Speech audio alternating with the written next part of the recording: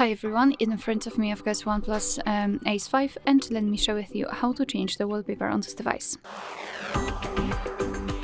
So let's start with opening the settings, and here in this general list we have to scroll and find wallpaper and style. Then let's tap on wallpapers and choose the wallpaper from available albums. So simply tap on the option tag to use, for example this one, and as you can see it will appear on the full screen almost.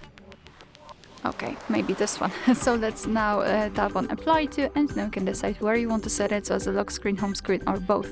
And I will choose both options, so let me tap on it and then tap on apply. Now we can go back, and as you can see the wallpaper has been applied successfully.